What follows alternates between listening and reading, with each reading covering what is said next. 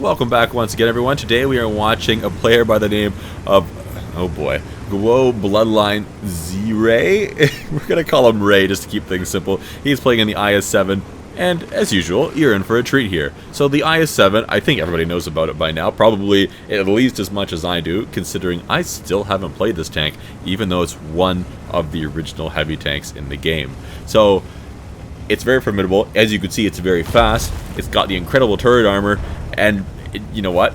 I've had a lot of players that I've met over the years that this is probably their favorite heavy tank, especially considering that back when I learned about the IS-7, there was probably only 3 or 4 lines of heavy tanks in the entire game.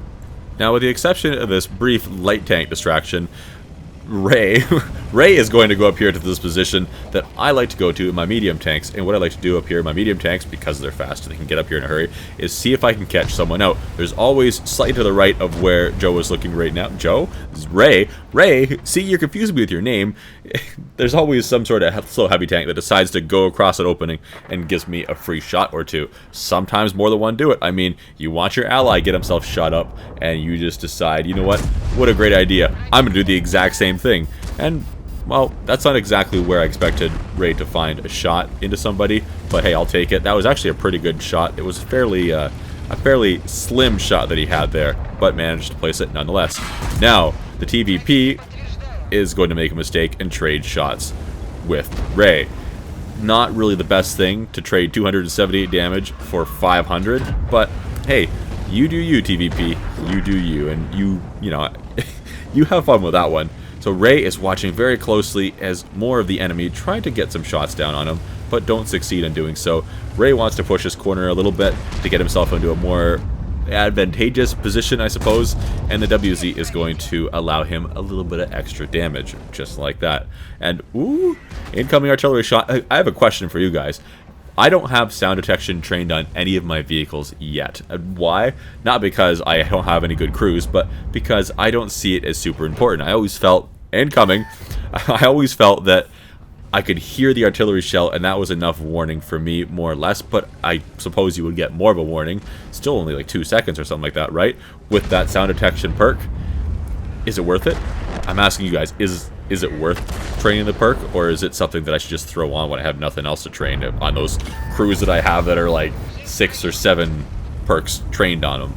But at least with this small hill on his left, he's somewhat safe from the Batchat 15558. I mean, definitely not completely safe, but the shell arc on that thing is so low that from my experience, having 848 battles in the Batchat 15558, disgusting, right? I know.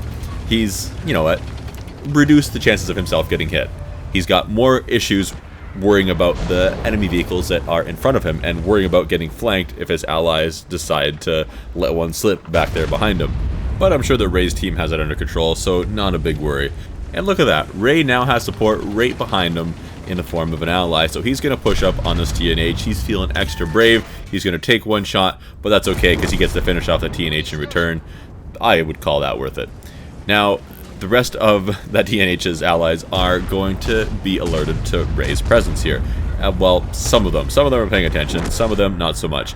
The TVP seems to be half paying attention, but I've gathered in this battle that he doesn't seem like maybe he's the most brightest player ever, but it's hard to tell, you know, I don't have a very big sample size here. And now this T-30 is definitely aware of Ray's presence, and this TNH over here is as well. They're watching him like a hawk. They're thinking, you know what? I may have some big issues here, but you, Mr. IS-7, are going to have to expose yourself a little bit if you want to shoot me. Or at least that's their plan. Let's see if it actually works out. And it looks like Ray here is plotting what he should do. Puts one of the IS-7, or sorry, into the T-30, tracks him, gets a little bit of assistance damage for that. And that other TNH is trying to use the opportunity to poke out and shoot the Foch 155. That's a pretty risky proposition. The T-30 makes a mistake, shows a little bit more of his side of his tank to Ray here, and somehow Ray doesn't manage to auto-ricochet off the front of that T-30 at that extremely high angle. And now the TNH is about to be feasted on. He gets locked down, gets his track blown off, puts a shot back into Ray in exchange, but that's okay. Ray is very nicely using the terrain here to get himself leveled up a little bit better so that he can actually have a little bit of gun depression. Incoming artillery shot again. The TVP is doing some damage. Maybe we underestimated this guy, or, well, yeah, maybe he's waiting for for Ray to be not loaded, waiting for him to shoot the ally again. That's exactly what I would do. Feed your allies to the enemy. I like it. The TVP fires one more into Ray, and Ray manages to bounce a second one from him in return right there. Very nice. Can Ray, who is now getting pretty low on hit points, get another shot into that TNH and finish him off? Can he get a shot into that TVP and finish him off? He needs to get some serious work done here if he wants to survive and win this battle.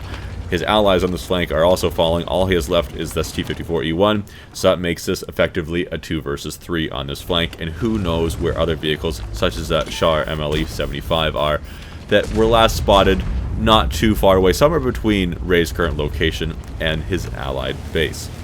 So his allied base I'm not too worried about, although it is under pressure as well. There are 2 nice tank destroyers in there, and here comes both of the enemy vehicles. Ray tries to look for a shot on the turret of that TNH, doesn't find it. The TVP finally makes his last mistake, loses the last of his hit points. The TNH fires one, bounces off of Ray. I'm guessing that the TNH has the single fire gun, given how he's playing right now, and Ray is going to do the flanking maneuver, finish him off, and there's the MLE-75, just in the nick of time. This MLE could have flanked around Ray and finished him off without too much difficulty, I imagine, but instead decides not to. So much for making use of that 600 damage you have there in just a few seconds. Now there's just the object remaining. This object probably should have made some sort of move earlier as well, but who knows, maybe he was busy getting a coffee or fighting some other tank somewhere that didn't exist. Either way, he maybe read the situation wrong. Now, speaking of reading the situation wrong, there's a tank there in front of you, Ray. Good job getting around that. And now Ray is going to peek around this corner. Hopefully he does this right, because he is a one-shot kill for that object, and the object is a one-shot kill for him. So he's got to play this absolutely right. If he's going to side scrape this, he has to make sure he doesn't over-angle his frontal armor and make that vulnerable. Let's see what he does. Well, Ray didn't make the mistake there, the object did, and that object has just completely given up, just accepting his fate, not even trying to hope that he has a chance there against Ray. Now Ray, I think he's just hiding here for a second, making sure he doesn't get picked off by artillery. He is low enough in hit points so that could be a potential issue. That's probably not a bad idea. The artillery is not going to be distracted too much unless they're looking at the allied base way over there, which there is now an object 260 in, and that could be a problem. So Ray is going to zip back there as fast as he can. It is now a 1 versus 3 situation, and it's all up to Ray to save the base. And it looks like that object 260, yep, is just getting onto the base right there, so he's got a minute and a half to get back, and probably won't have any other artillery join him on the base capture.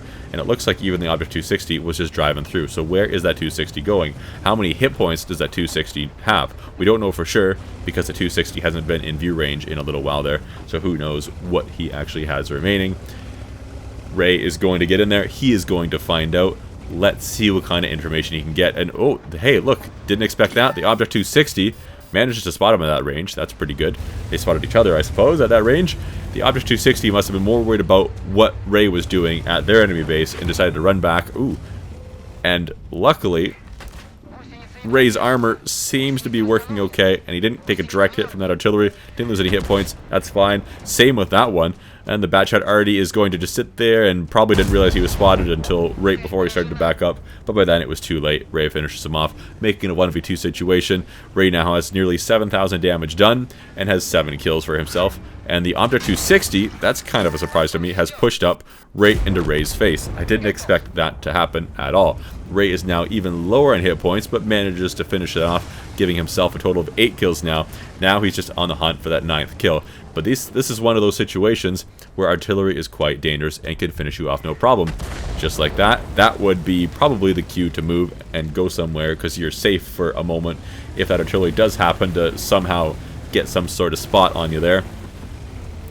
But yeah, definitely not fun fighting artillery that's in shotgun mode when you're so low on hit points. I mean, even just a splash could do it. You can't side scrape against artillery, really. I mean, you can make yourself a smaller target doing that, but obviously artillery hitting you anywhere could be a problem. And Ray manages to just barely miss that slightly rush shot that he had to make on the artillery. That 212A managing to live for another day, but now Ray knows exactly where he is. Unfortunately, that artillery also probably knows exactly where Ray is. So Ray has a decision. Which way does he want to approach his artillery? He can go up the hill here like he is now. We'll see if they manage to spot each other. They do, and just like that, Ray finishes off the last remaining enemy vehicle, picking up his 9th kill and doing 7,700 damage. Not half bad once again.